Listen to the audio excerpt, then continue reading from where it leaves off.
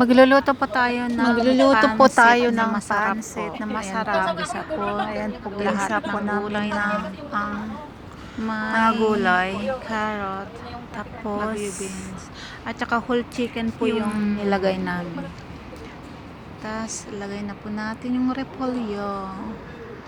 So, yummy. Yummy, yummy.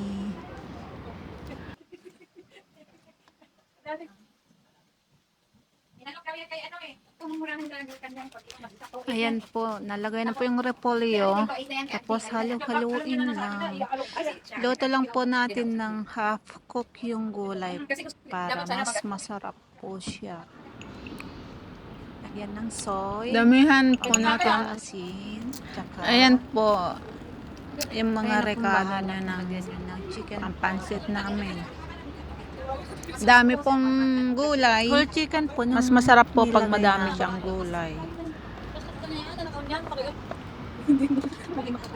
Ayan po, halo-haluin po natin para maluto po ang nasa ibabaw.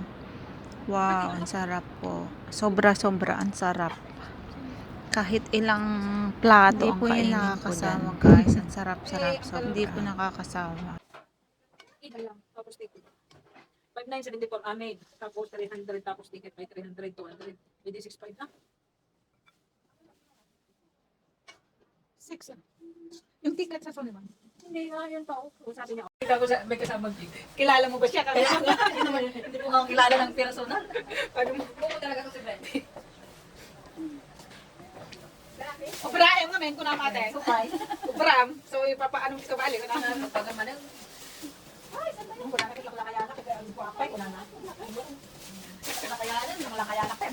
Ate, Mary, lumakot ang asaw sama natin. Ano yun? Patis at saka sili at saka. Patis at saka kalamansi. Dito, kalamansi, sili, patis. Dito sa nilaga. Kalamansi? Oo. Kalamansi daw siya.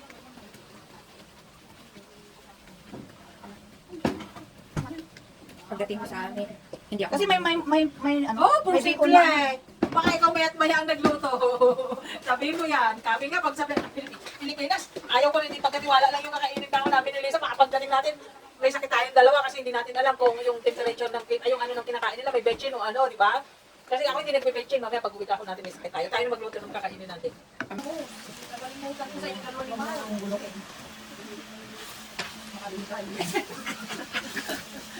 Ay!